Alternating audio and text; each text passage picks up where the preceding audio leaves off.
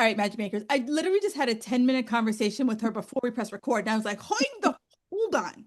This is too good. You guys are going to absolutely love this conversation. Right now, I'm going to talk about GLPs. This is the third time I've had someone talk about GLPs. And because so many of us are seeing women on these things, they're getting results. They're thinking, finally, oh my God, this works. Then maybe you're thinking, oh, should I be on it? And then you also hear people who are like talking shit about them. They're bashing them when for other people, like it's the best tool I've ever had in my entire life. And so you're just trying to figure out like what is that like fine line? But the weight comes off, but then what? Like, cool, awesome. Because weight loss isn't just one thing. It's not a one time, one and done thing. It is a phase.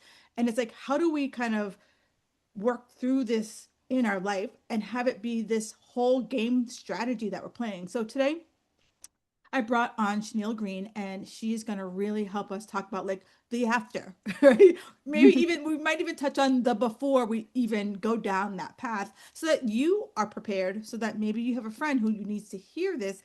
They are prepared too. So let's get into it. Welcome to the show. Yes, thank you for having me. It's like we touched on this before we even press record, and it's just this weight loss is so nuanced, right? Mhm. You've been in this business for a really long time, and you see women come to you and they're expecting this like magic solution that they're going to come to you, you're going to sprinkle some pixie dust on them, and they're never going to have to think about weight again. Yeah, that's the fairy tale. It's been a fairy tale of mine since I was about 12, I think. Right. And it's like, you talked about this, how like kind of people feel like you're so lucky if you get to Hmm. lose the weight. And it's Yeah. like where in our society did like our the ability to weight gain or lose weight become this like lucky girl? Yeah, I was having a conversation yesterday about, the stigma associated to the word obesity first off, right? Yeah. Most people don't even understand that it's a disease, but it also hasn't been a disease since 2013. So most of us grew up without it being classified as a disease. It's just a personality trait. I'm lazy. Mm, I don't try hard enough, all of those sort of classics, right? But I find that the stigma isn't just reserved to the person who's never had the problem.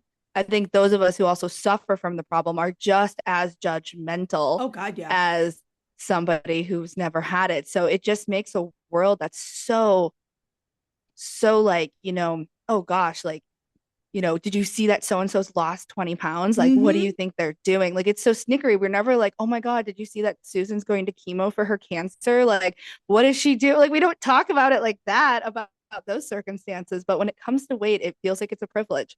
Yeah, and you nailed it, because it's like you go to a party and all of a sudden you're like, oh my God, Sharon, what'd you do? And all of a sudden everyone flocks to Sharon because Sharon lost 20 pounds. And then she tells you whatever the hell she did. But then you don't always think to yourself, like, huh, could I do that? You just think, oh, Sharon did it, so I got to do it too. Right, right. I'm going to jump right in. And then there's the dishonesty part. Well, Is not everybody's super honest about what they're doing anyway. And right. I see this amongst, I primarily work with people who have bariatric surgery, but there's a whole thing there where people don't want to share that that's the way they've lost 100 pounds in less than a year.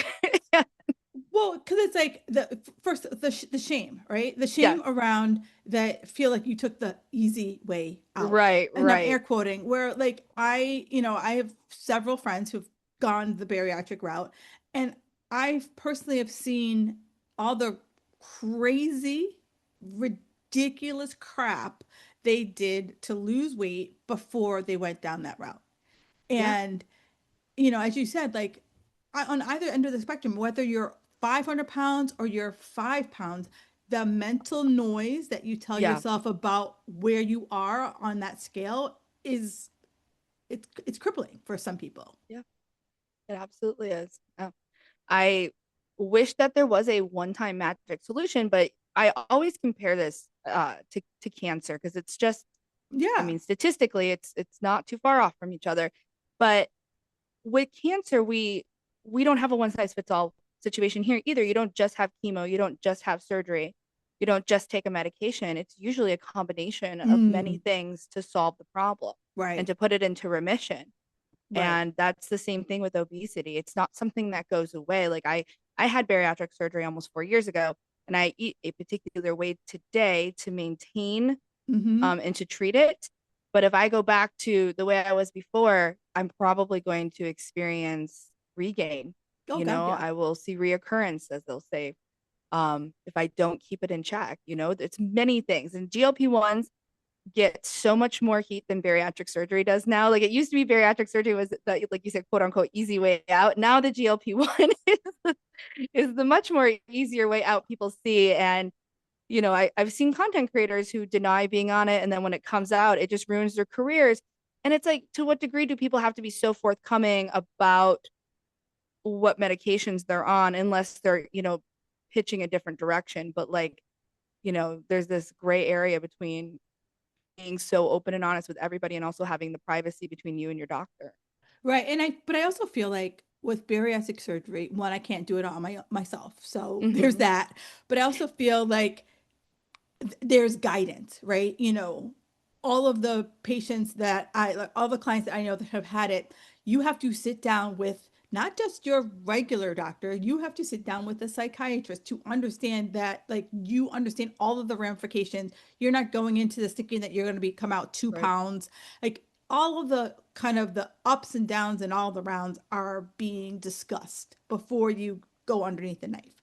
Now I feel with GLP right now, like, because you and I are talking, God knows what ads I'm going to start being served Right, right, because we're having this right. conversation. I know if I turn on my TV right now, if I give it an hour, I'm going to see at least three commercials for not only from the provider, but from a company that I can just get it Yeah. from. Mm-hmm. So it's really, I feel like for a lot of women, the barrier to entry is zero now. Yeah, you can get it from anybody. I mean, you literally can get it from anybody. I mean, I can make a phone call right now and have it dropped off my house in an hour from someone who may not have the ability to be prescribing it because it's so easily attainable, but it comes with such a lack of understanding Yeah. on how they work. And I find that in my community, people are put on this medication after surgery and have that same problem. No guidance, Mm. nobody to sit down and say, listen, let's eat this way. And this is how the surgery works, and this, or how the pill works, and the shot, and how what sort of consequences or symptoms and things you might have expected. Like, and also I think the elephant in the room is that you're going to stay on it. It is a marriage Yeah. that does not have an ending. So Like, it's interesting they said, because that was one of the questions I had. So, like, I was listening to another person, a woman who she's been in the peptide space for a really long time, and she talked about the potential of cycling GLP, so that if done the mm-hmm. right way, you've modified your food, your strength training, you're doing all the things that you're supposed to do, and this drug is doing what it's supposed to do, assist, not be the only person working. That she was like, she could see at some point people being on a very, and I hate to use the word microdose because I feel like that word has become so bastardized. Because it's like some people are like, I don't know the milligrams. So, like, but I'm like, Right, I'm right. on I know what you're 100 saying. milligrams, I'm microdosing, versus someone Yeah. who's like, I'm on like 1 milligram. I'm like, 100 doesn't seem like a microdose to me, but I'm like, I'm no doctor. But she was talking about how, if you're doing all the steps, that potentially that it's something that could be something that you kind of cycle in and cycle out of, versus, as you mentioned, this is like a one and done, like this is your life for forever. Yeah, I think that it depends on the person.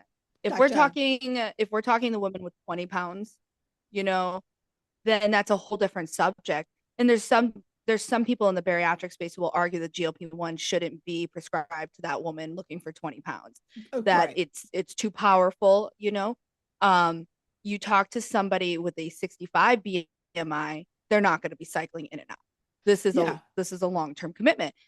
It's vastly different. I think that the numbers, like, I like to look at the overall cost, because right now it's somewhere between like 150 to 500, which is really better than where it was 2 years ago. 2 years ago, it was like $1,000, twelve Yeah. hundred dollars a month to get a prescription.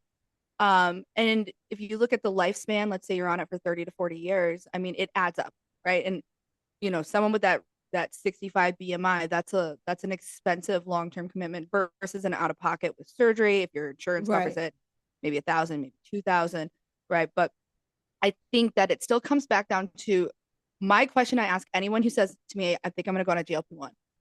I don't whether they have had surgery or it's just like a regular 20 pounds to lose kind of person. Tell me everything you ate yesterday. Let's Right. just start there. Yeah. And I find that it's the problems with what they ate yesterday. It's not maybe the GLP-1. If you got a killer diet, you got some good mobility. I'm not saying perfect. I'm not saying you're nailing your macros to the wall every single day, but like you're doing pretty well and you're still stuck. It makes sense, right?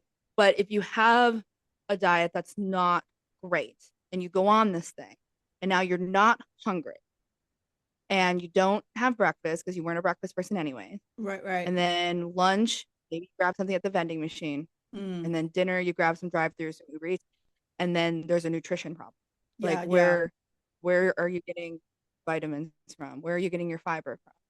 And Right. I see that very common in the particular type of clientele we have is they can't eat 1,200 calories anymore on the Right. GLP-1. They can't even then what that's on a good diet. On a not great diet, they can get up to 2,000 without a problem with the medication. But when you say, "Hey, I want to have a vegetable at every meal," and all of a sudden they're so full, Right. it's like this profound problem. And it's like, well, what if we would have tried that first? Yeah. Yeah.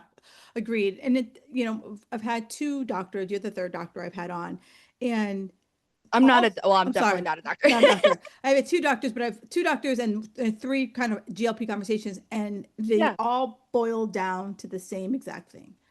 What, how you go in, right? And so Mhm. it's like getting you to that place where your diet, like you said, I'm not looking for a spot on diet, but I'm also looking that you're not like losing your ever loving mind around food.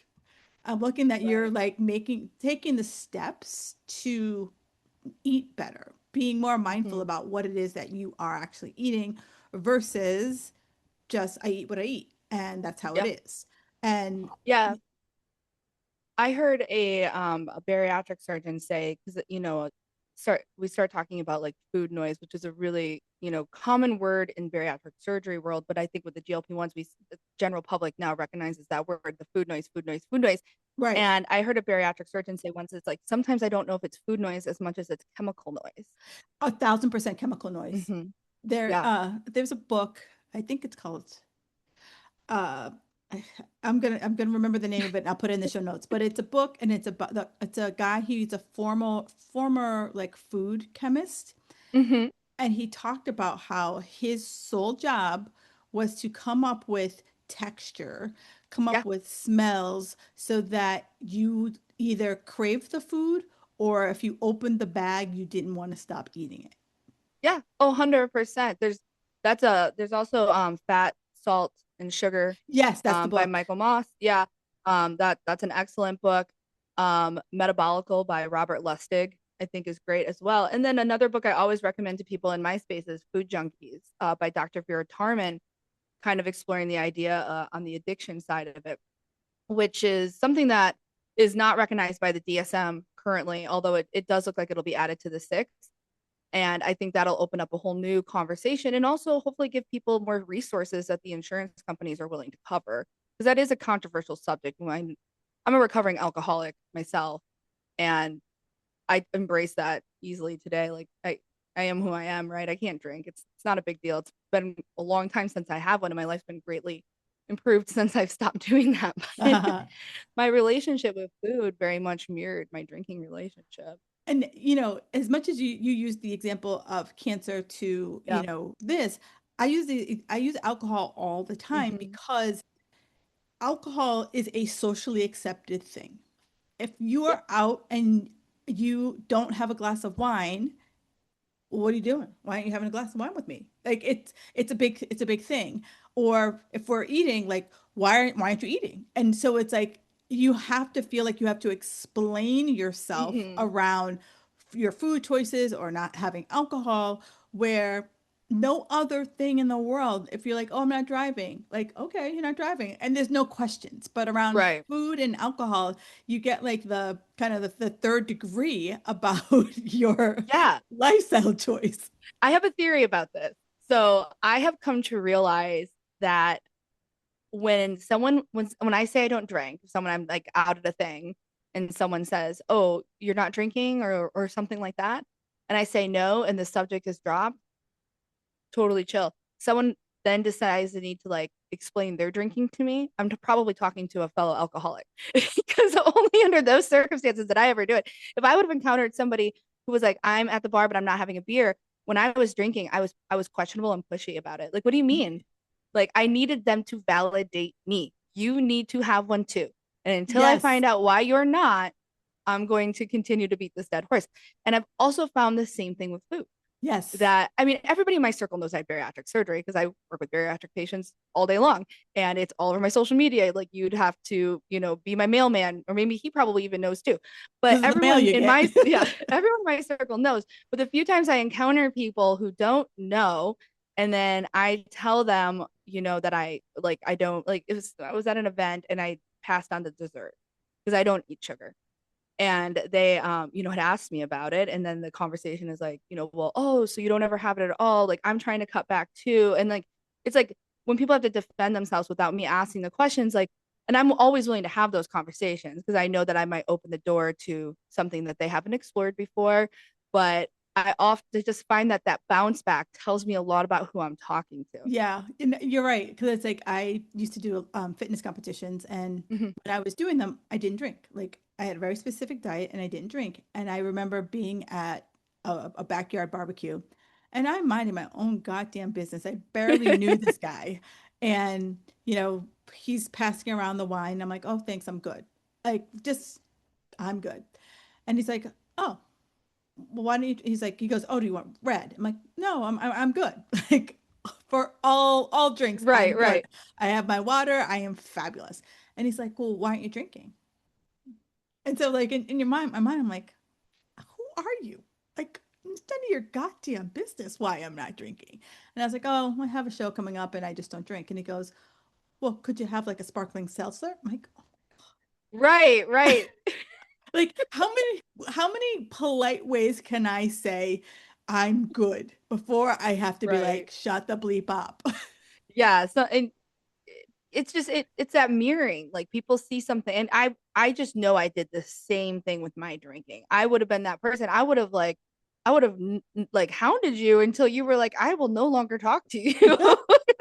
I mean, it, Like, it got to I'm that leaving. point. I was like, for the love of God, I have said no in like 50 different ways in a very polite tone. Yeah. At this point, politeness is about to leave the room.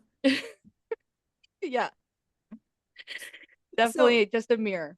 yeah, and it's tough because it's like with alcohol, you can like you don't have to have alcohol to survive. With Right. food, I have to have food to survive. I can't be like, I'm not going to eat anymore. It's Right, fine. right, right. And that's where you have to define what it is. I don't have a one size fits all approach to this. I know what doesn't work for me. And that's Yes. it. And then I can talk to the next person who can maybe have sugar and like honey and maple syrup, and maybe they put it on their vegetables they roasted, right? And that's totally cool for them. And I can talk to somebody else who has maybe an issue with like sucralose or something. Like, Right. everyone is different, and you have to define it. You have to really really define it for yourself and then live in that solution. You And know, that's it's interesting that you say that because I had a woman who was on talking about food addiction, and she mhm, was talking about how like you said, it's not recognized. And she's like, I don't yeah. understand why all these other things that we can be addicted to are recognized, but food has yet to um make it into the book. But she um was talking about how sugar's her thing. She's like, I turn into a gremlin. She's like, Yeah. I'm just like, I just lose my ever loving mind when sugar comes in. Mhm. And she's like, I've played with different things. And she's like, my clients, I always have to be like, we have to find the gremlin. She's like, I won't know what your gremlin is. You won't know what your gremlin is Right. till we're now more aware of what we're looking for. And so like you Yeah. said, like she goes, I can't have it at all. She's like, other Yeah. people can have a sprinkle, they can have maybe a specific type of sugar, but she's like, all sugar just lights me up and I'm Yeah. ready to go. Yeah. And I think we're just seeing more people talk about this today too. Like it's just becoming more and more to light because some of us who've been dieting once again since we were teenagers, we're coming up on like 20, 30, 40 years of Oh, this. And there hasn't been a solution for us no, until but it's also, it's all you've ever known. So it's yeah. unless you become aware, you don't realize, like, and Mhm. like she said, she's like, I struggle with her. She's like, I struggle with my weight my whole life. And then she's like, it wasn't until like menopause. So she's like, I'm now in my 40s before I really realized how bad my sugar problem was. Yeah. I was same thing. I didn't realize how bad it was until I had my surgery.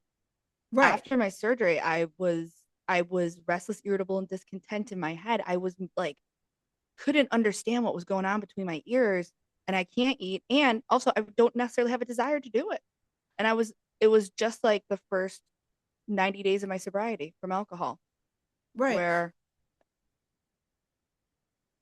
And these are the things that, like, I can, as your provider, say, hey, Shenelle, these things, like, and I'm reading, like, mhm, these things might happen to you. And then you're just kind of like, shut up. Cause like they're right. rattling off, like, your hair might fall out. Like all these like Yeah. random things. And you're just like, whatever, I'm half listening to you. Can we, can you just shut up I mean, already? we've tried things that are now used to make meth. So like, I don't know how much the GLP-1 scares us when we're like, you don't know the stuff I put in my body to lose weight.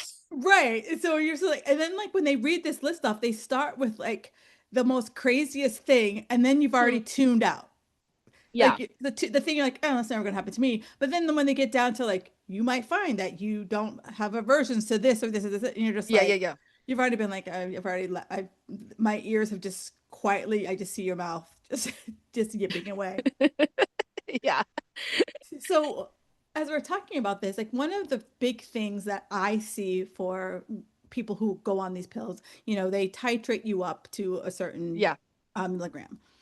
And so I see that, like, especially because people join Facebook groups Yep. and I talk about, oh, I'm at this milligram and I'm down 400 pounds. And then you tell me you're at this milligram and you're down 600 Mhm. pounds. And then that to me means I'm failing. Right. The And comparison trap.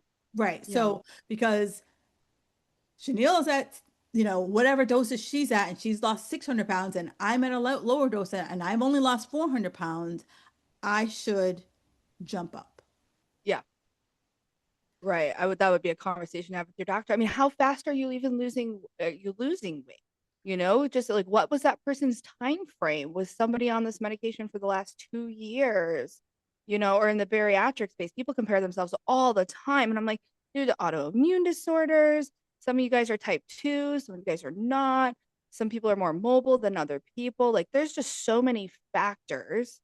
It's the surgery is got a different result for just about every single person that has it. And then you also have to think about like what you're measuring just as Mm, the surgery and what's actually what the patient does and control. Right? The same thing with the GLP-1, like what is the GLP-1 contributing to and yeah. what is the patient contributing to? There's two people that have to show up to this party. Right, It's a right, right. marriage with the medication or with the surgery. And if only one person's putting in the work, you're not going to get where you want to go. So if I'm, let's just assume that I'm not just looking, just reading someone's post blind and just says, Mhm. I lost 600 pounds. What are like the first signs for me that it's time for me to truly increase the dosage? Yeah, I would be tracking all of my food. Hmm. I would have some movement going on, whether you should be lifting on this medication because the muscle loss is one of those side effects. If you lose muscle, your metabolism isn't operating and jiving at its best ability anyways. But tracking all of your food, you're staying in the appropriate amount of calorie range you're supposed to, you're making the solid choices, and that thing hasn't moved. You've been stuck for about a month, then I think it's a conversation to have. And the more data you have, the more, and hopefully you're getting this from your primary or somebody in the space that you can go in and show that data to Right. and say, look at what I've been doing. This is what I've Hmm. been eating. This is the part I've been showing up on. I can control this lever, right? Can you help me control this other lever? Is there changes that lever can have? Right. And so one of the big things that like we all see, one of the fitness people that I follow, she posted a picture of three different movie stars, Hmm. and they all look like, walking skeletons. And Yeah. at at what point, and let's just say I'm going to a reputable person. I'm not getting it off Mm. of, user 555 on TikTok. Yeah, yeah, yeah. I'm going to a reputable person. At what point are they like, okay, you came in and you said your goal weight was X? At what point does that provider say to me, like, hey, you're already at this goal weight. Right. We're going to either keep you at whatever dosage that you might be at, or maybe start to try to kind of titrate you down to kind of see what the kind of minimum effective dose is for you. Yeah, and I feel if you're coming in and you're defiant against that, that you want to continue to lose weight, That's a um, conversation. yeah, that's maybe not with your primary. He might Right. need to But refer you out to somewhere else about that problem. But I would hope that the primary wouldn't continue to push it, into an unhealthy space because the heroin chic, I mean, mhm, it's it was definitely left in the 90s, but now has made a reappearance here. right. Like everything comes back. Yeah, back the 90s are hot right now. They are hot. So I guess that part's back. Looking like a skeleton. Like I think when you say that, the first person that popped up in my name was Kelly Osbourne, Oh, who yes. just looks so different. And what's funny is, um, if you saw photos of me before my surgery, I we do resemble each other very much. And so I have watched myself lose weight, and I'm like, man, I really do look a lot like her. And then I've watched this version, and I was like, yeah, I'm good. I don't need that heroin chic. Like it's not a look I think Now, I because I want. do remember did she have surgery? Because I do remember the I think first, she did. I can't say that with matter of fact, but I feel like I've heard her on a podcast like, say that yeah, she had the sleep. because I remember, But don't quote me. yeah, because I do remember, like, when she was on when they were on MTV, and then I do remember the first time I saw her, like, leaner, and now Yeah. she's leaner. I think it looked like she did it somewhere around like 2018, Yeah, yeah, 2019. But yeah, yeah, yeah. now she's very, very thin. But take into consideration, she just had the death of her dad. So, like, Right. who knows There's a what lot of other stuff factors going on there. factors. And I always question, like, what the mega wealthy have available to them that the average person Yeah, doesn't, right. right? I will say her face does not look like that was implants and Botox. It looks like a skeleton with the skin Yeah. like pulled back dramatically. I Well, don't really. and I think right now, like, one of my biggest challenges with it is that, like, and you work with this population too. Like, Yeah. I have, like, a lot of my women, they're over 40 and they've been doing the work. Like, I see it, Mm-hmm. like, I see their food logs, I see their Yeah. workout, I see their workout, like, I see it. And then, you look at, and then you look at someone online who's like, I just lost my last 10 pounds and I'm going to Cabo. And you're just Yeah. kind of like, what the hell? Right. Right. And, Yeah. and But for, it's like, what is that person doing? And also, I take everything on social media with a grain of salt because it's this people are easier not said than showing done. reality. I know it was Easier. easier. I guess I live on social media. My whole business thrives on social media, and I don't. I look at stuff in the space of bariatrics, and I roll my eyes 10 times a day because a lot of it is just Bullshit. like, yeah, I'm like, okay, sure. I'm that bad, 3 months post-op, like how many, chicken McNuggets can I put down and I'm still losing weight? And I was like, well, yeah, no shit. Like you just had the surgery. You can eat whatever you want for that first 6 months and still lose. But I just don't take all of it with a grain of salt because that's like, it's also to me rage baiting. Like if you're trying to get views or funnel people into something, say stuff like that. Like I just lost my last 10 pounds and I'm headed to Cabo. Want to know how I do it? Send me a DM below and I'll tell you. Like, Right. Yeah. And it's and, like, especially if I'm in bed scrolling and I've had a long yeah. day, it's really easy for me to, like, go down that rabbit hole to be like, Mhm. like, this bitch lost 10 pounds and, like, here I am, like, doing all Busting the my things. ass. Right. Yeah, busting my ass. And then it's like, but you don't know anything about this person, right? I always think like I see people like do I do I generally see people who have things that I want, not just one singular thing, right? Like if someone's got something that I'm like, this is something I want out of my life, does it also reflect in their family? Does it reflect in their marriage? Does it Mm, reflect in their career? Not just because they have a great body or like a nice car. Like, what else do they have? Do I truly want what some of these people have? And maybe she lost that 10 pounds on a GLP-1 and is barely getting like 1,200 calories in a day and, is fatiguey and nauseous. I don't know that part in the picture. I don't know that part of the story. I'm just making up assumptions. right, right. And so here's kind of like the big elephant in the Yeah. room. So as you kind of, as people go on these medications, does the physician talk about the exit strategy, right? Like they're all like, great, Sharon, here you go.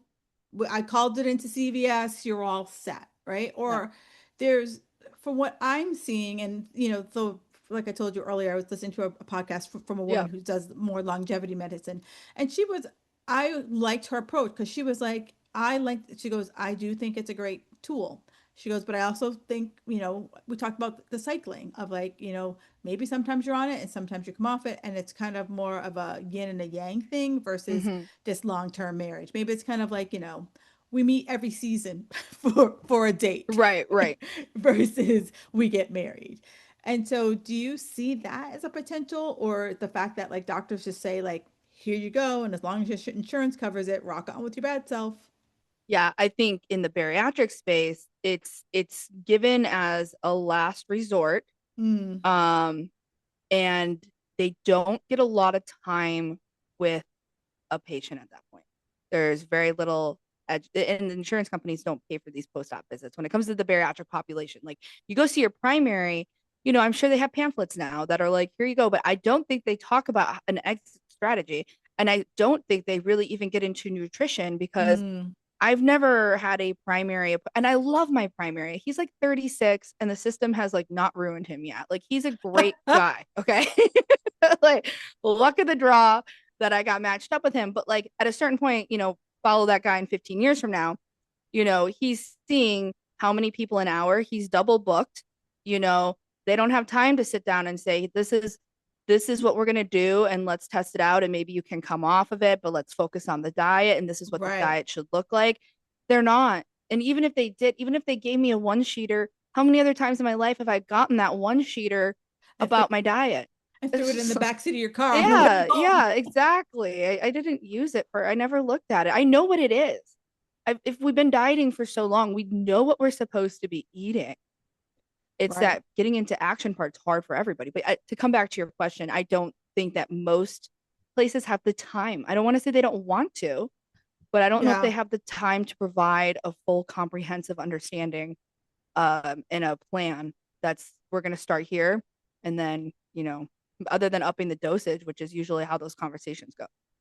Yeah. And the one conversation that I want to like have die beyond the 1200 calorie uh, uh diet is this idea that we are supposed to lose 1 to 2 pounds a week. Like Yeah. I want that conversation to die. I think I'm at this point a slow, painful death because so many women feel like they're failing.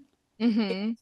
They aren't hitting that. And I do know, and probably in the same in the bariatric space, but I do know in the GLP space that like maybe in the beginning, the weight's like, coming off, but like after, I don't know how many months, depending on you Yeah. and what you're actually doing, it might look like maybe a half a pound. It might look like zero weight that week and zero weight the next and zero, zero, zero, and then maybe you get a pound. Yeah. And the scale is such a A it fickle just bitch. controls us. You get on it and you're down a pound or down 2 pounds, you're ruling the world, you're the nicest, most pleasant person everyone's going to encounter that day. You get on it and it's 2 pounds up and your husband is like unsure of who he married, like your kids are like, what is up with mom, like you're just mad dogging everybody, and all we know is maybe you just needed to take a shit. Like Oh, you don't really a, even know what a, happened. 1,000% 100%. Or maybe last night you went out and you had a couple margaritas and Yeah. some chips, Yes. and And you're all bloated and inflamed. Like, right. All yeah. you need is a couple of days to like get the water to flush through, and boom, you're back Yeah. to where you were. But yeah, One thing I do today is I don't really get on the scale anymore. I've had three mm, plastic surgeries since I lost the weight, and that has caused me to have some inflammation. And so, like, the scale will really like hold me yes, hostage, and I will be that person that my husband is unsure of who he married anymore. And so I don't get on it. But what I do is I will take photos yes. every Friday in the same positions, and then I actually have them uploaded to my chat GPT, bless its little heart, and I asked ChatGPT to tell me the differences because I'm will never see them, you Right. know. And I did this last year when I was lifting a lot, getting ready for my wedding, and it helped me. And I was like, oh, you're right, because I do have a little bit of body dysmorphia. Like I don't see it. Everyone does. I Like do, yeah, you could look at 4 weeks of photos, and I could look at your face like getting smaller. I could look at your arm getting a little bit yeah, more muscle definition, and you're looking at it, and you look exactly the same. The only thing that's changed is that you maybe wore a different outfit. That's the only thing right, that you see different, yes, or maybe like you took it at night, so like the lighting is different. But like for like a third party, I'm like, girl, how come you're not seeing your face? Or how come you're not yeah, looking like, yeah. So yeah, having a third party is yeah. So I'll have ChatGPT nicely tell me what's up, you right, know, because we and then that all we all are so like our own worst critic, and we will be we like are. the bully that we're like, oh my God, did you hear what she said? And you're like, Hmm. no, you said that to yourself. Yes. Yeah, I think social media doesn't help either. Like a lot of my girls will they'll lose like the first 50 pounds and they'll say, "Oh, I can't even see it." And I'm like, "Well, of course you can't see it because like every photo of you is at this angle Right. that you're posting and now it's starting to actually reflect what you think you've looked like, you know? Like we do a really good job of blurring the lines and, you know, on social media and that we don't even see who we are. We don't even know what we look like. And so, with raised a good point on both sides of the GLP side and the bariatric side. Do you feel that we as women are ever taught how to maintain our weight or just how to diet? Yeah. I mean, there's two versions of Chenille. There is Chenille who is dieting and calorie counting. And, you know, I did Nutrisystem and Jenny Craig so many dang times. Those are the things I did. And that's there's that version of Chenille. And then there's the version of Chenille who doesn't give a shit, who's just like, this isn't my problem right now.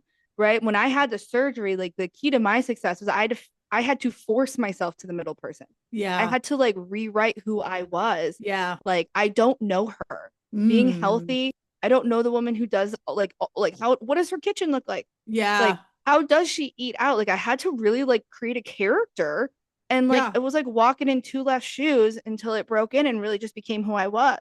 You I- know, because the only reason I became those other two people as well is because I just kept practicing those two types of behaviors over and over and over again. And that's as, that's all we were ever taught. Like you're Mhm. either Susie dieter Yep.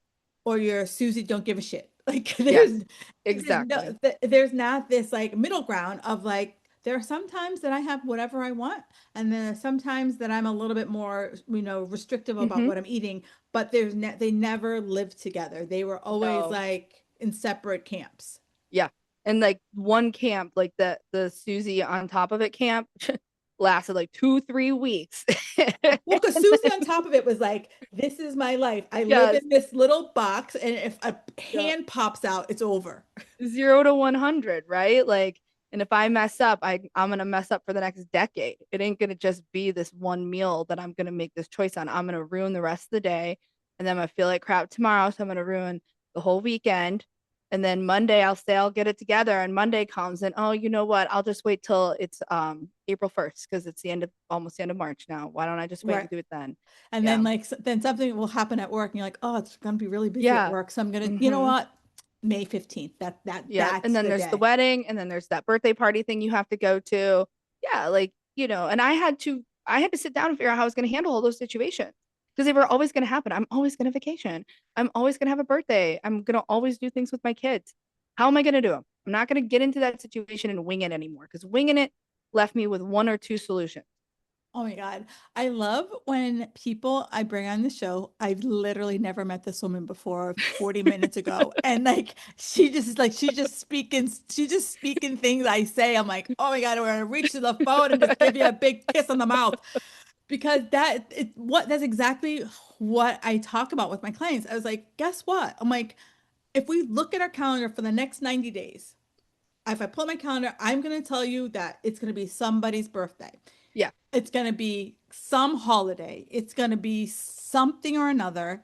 And instead of us just being like, oops, Easter Hmm. snuck up on me. Oops, Christmas Yeah, snuck I up on didn't me. think we were gonna have one this year, but I guess it showed up again. Right. Like Easter and Christmas aren't like a blizzard. Like you Right. don't know when that's going to happen. But I'm like, you go in the store like 3 months ahead of Yeah. time, all the crap's All out. of it's there. Yeah, yeah, yeah. But it's like everyone's like, oh my God, I can't believe that it's Easter now. Oh, I can't believe it's Christmas. Like, yeah, you do. It happens every damn Every time. year Every year. around the same time. Yeah. And it's like you said, it's like you have to sit down and you have to kind of like, I work with my clients to be like, I'm a 90-day girl. I'm like, what's happening in the next 90 days? And how do Hmm. I have to adjust my life based on my life? Like Yeah. versus what we normally do. Like, this is my plan. This is my plan. And then you're Yeah. like, life happens and you're like, but my plan. Right. Right. And the thing that's worked the best for me is having like a pretty tight show at home because the home's so controllable. Yeah. Like what I'm eating at home is controllable. Having an idea, planning my day like the morning of, and knowing what all my meals at home are going to look like. But then if I'm going out, it's not that I have a free for all going out. I have done like a slight bit of research. I looked at the menu. I tell my spouse what I'm planning on having because he knows he's going to eat the other half of that. So I'm like giving him an update, I'm going to do this. And I tend to stick at the same things. And I live in Vegas, so I have the opportunity to go to You can so eat many whatever great you want. restaurants and all the time, and I love going out and I love living in the city. But like, I'm not going to go out and have dessert every single time. I really rarely Right. ever do. But I still go out and I get the lobster and I get the steak, which are totally aligned with my goals. I don't walk into these spaces and being like, oh gosh, I'm going to have to I'm just not going to stick to it today because I have to go to Right. this restaurant. I'm always going to go. I just Right. have to just run a little bit of a tighter ship at home and make a little leeway there. Maybe there's where I will have like a bit of like bread. That might like one example for me. Maybe Right. out at a restaurant, but at home, it's not really going to happen. I just don't really carry it in the house then. And so Right. it just, yeah, And I I went love on a, how oh, go ahead. I love how you're making this practical, right? So it's like, Yeah. yeah, this conversation we've talked about GLPs, we've talked about bariatric, but again, it's a tool, but it's like Mhm. she's showing you like this is what my life looks like. And Yeah. so I have to make choices so that I can support the tool, right? Yeah. Because it's like, I'm sure just like on a GLP, if I'm someone who's like, why am I not losing 500 pounds in a week? Well, what is your like lifestyle look like? Right. If I'm on get bariatric surgery, I know from some of my clients, it's like if I'm eating like a Viking, at some point I can't keep all the food that I used to eat down. And so I'm spending my quality time on my hands and knees puking. So Exactly. Yeah. if And that brings you joy, rock on with your right. bad Yeah. self. Party hard with that one. One revelation that I've had, um, that you would have talked to me at my highest at 298 pounds, I would have told you to F off. But the biggest revelation for me is that I thought that the number on the scale was going to fix the rest of my life. Oh God, yes, absolutely. And it didn't. It was another, like when I hit my ultimate weight of 150, it was another day that ended with the letter Y. Like the Right, the sky didn't crack open. The voice of God wasn't like, you've succeeded at like right. nothing. No confetti came from the sky. No, no. And I was like, and at that point in my life, because I was at a different place, I was still in a shitty relationship. I still had some shitty friends, some shitty problems that didn't just miraculously disappear because now I had the number on my scale that I like. So if I can have the life I want and enjoy my life and do the things that keep me happy and are healthy, chances are the scale is just going to stay in the place that it needs to. And that's what I always encourage my clients to do. Like, get out and live your life. Don't make it about that thing you're going to make at home that you saw on Pinterest. Like, you'll have the time for that stuff. Go live it, man. When you've been like, at these higher weights, we haven't had mobility. We haven't had the Right. ability to do stuff. And then all of a sudden you get that back. Why spend it scrolling TikTok for the next, Ninja Blender recipe? Like go out and live, do something, walk the dog, like dance to some music, like go to the park with your kids, like just find something and like enjoy it. And the scale will stay there if you're just living your life and not obsessing about the meal. Yeah, and it's interesting because it's like, we've talked about it because there are people who've been on the scale for 30 years, right? And so Mhm. it's like the scale now is just something else they do in the bathroom, right? They don't know how to like go in the bathroom and not brush their teeth and step on the scale, right? So Yeah. it's like taking, finding a way to like interrupt that pattern of like I go on the scale and I weigh myself and or like, taking away the meaning. As you said, it's like take the picture. Like every Friday you take the picture and not be like tie it to the scale said XYZ. Right. Right. Yeah. So I just don't get on it. Like I have one here, but it doesn't control my life anymore.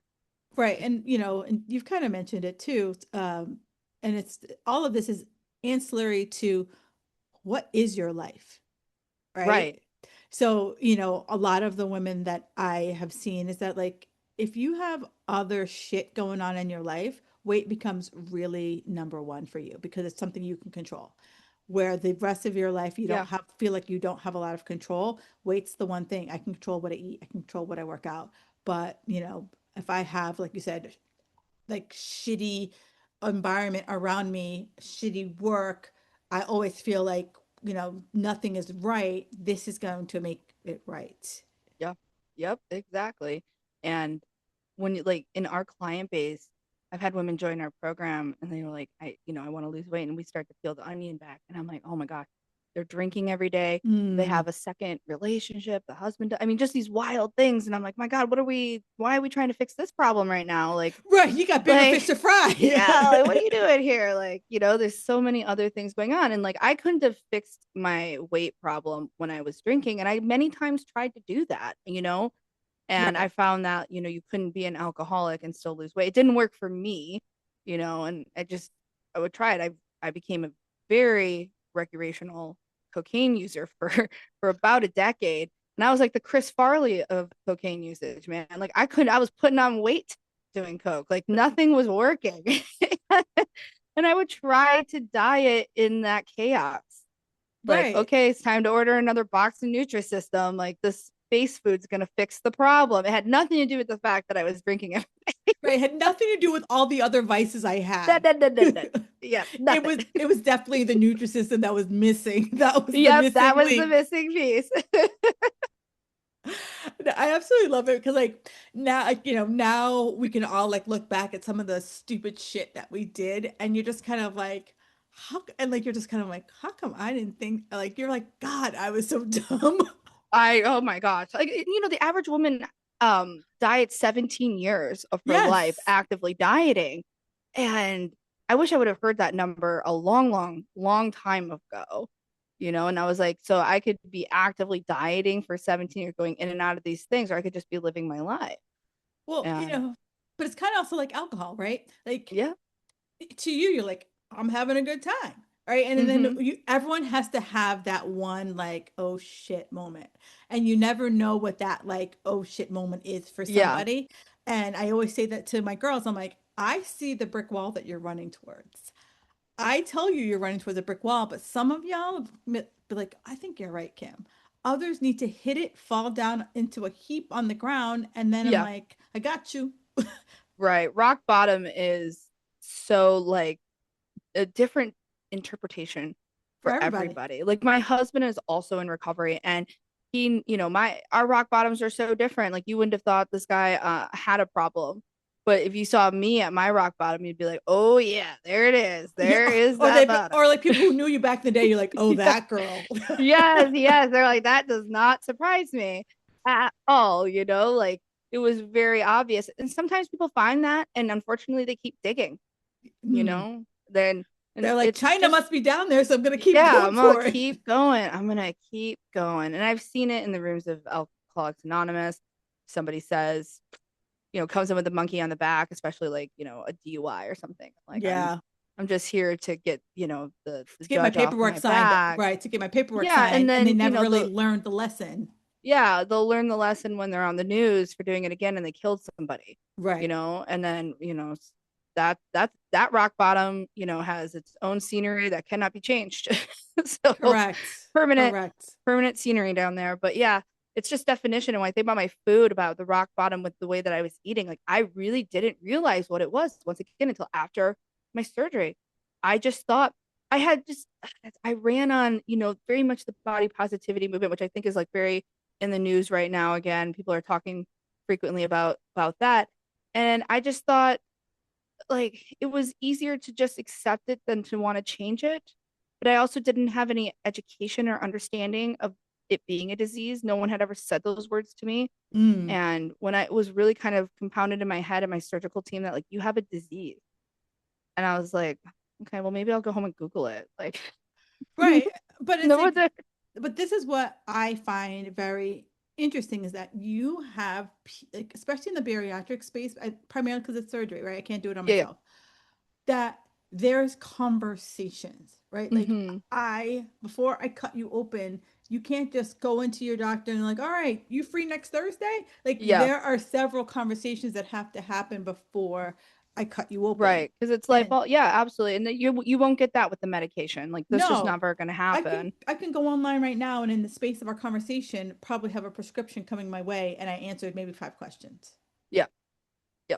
It's I mean, and also you can go to Tijuana and probably get it in the next 72 hours, the But what surgery can't you if you get into, really but if you yeah, I really was want to like, what do can't you get in Tijuana? I could probably get my it. teeth capped while Yeah. at the same time I'm getting a gastric sleeve. Yes, exactly. So, but it, I I don't know. Like I always think that someone with those high BMIs, like, yeah, just save yourself the circle, man, and get that surgery and start there and then add the medication in. But surgery is obviously scary and there are Yeah, complications for of sure. the surgery. And we heighten when these things happen, Yeah. right? We heighten when we hear it like that. I think there was a woman on TikTok who just passed away from plastic surgery. That's just been like all over my feed. And now, everyone has an opinion about that. But we don't see those things about how many people are going to die from type 2 diabetes today. No, No you one's don't. talking about that. No one's, yeah. And when I think about the long term, the negative, remarks about being on these medications long term, nobody says that to a diabetic who's going to be on insulin forever. No one's like, do you realize you're going to be on insulin for the rest of your life? Can you believe that? Nobody says that. No one says that, or you're going to be on this cholesterol medication for the Yeah, rest of your life. No one ever says that, or gives you shit that you're on a cholesterol right. medication. But you want to do something positive for your life. You want to start changing it towards the right direction. And, hopefully the medication can help with that along with your lifestyle choices. Everyone has a very different opinion about that. It's almost like we have a society that's like, it's better if we keep you down. Like Yeah, I want to not see the person next to me do better than me, and true. I don't understand where that comes from. And that's probably for a whole other conversation. Yeah, definitely that could be because there's so many rabbit holes we can go down there. So before I let you go, I do what I call a speed round before Okay. at the end of everyone. So GLP, tool or crutch? With the lifestyle, absolutely a tool. Biggest mistake women's make on GLPs? Not eating whole foods. Most overrated advice? Just take the shot. Take the shot and eat small and continue eating and you won't feel full and you'll be fine. What's one non-negotiable habit? I think back to Whole Foods getting fiber and like I love fiber. Like Yeah, 30 if you're non-bariatric, like get 30 grams of fiber in and you're on that medication, the world game is your changer. oyster, man. Yeah. Yeah. And then what's one thing women need to hear but probably don't want to hear? You have to change the way you eat. There's just not that magical situation hasn't been presented yet where you can have whatever you want, your cake and eat it too and still continue to lose weight. It's just you have to, and not for the scale, for your overall health. Yeah. And trust me, if Sheena and I had the magic pixie dust, we'd be selling that shit Yeah, today. right. I'd be on TikTok right now. I mean, I'm headed to Cabo. We're having a mega live. Come Yes. soon. All right. Where can my people find you on the socials? Bariatricrewrite.com is our website. We have a quite large Facebook group, the Bariatric Rewrite private group on Facebook. We do a free workshop every 6 weeks, but I always suggest find the website. The socials are linked all right there. And if you come hang out in the Facebook group long enough, you'll get a little bit of a an idea of who we are, what we do, and there's a lot to take from there without even going into our programs. This has been such a fun conversation. Um, and if there's nothing else you took from this conversation, because we went down a lot of rabbit holes, and you guys know how I do. GLP is a tool, right? Number one, it's a tool, but you got to still follow some type of healthy lifestyle plan. And if you don't plan on changing your eating or how you're moving or how you're living, you're going to feel stuck. And you're going to be like, why is everyone else getting results and I am not? And it's not because you failed, it's because you didn't show up for what comes next. And you really got to do the work. And that's exactly what I help women do. And it's not to lose the weight, but it's to actually help you keep it off for your real life. Go out to dinner, go on a date night with your sweetie, like go out to a Vegas restaurant and not feel like you're going to lose your ever loving mind.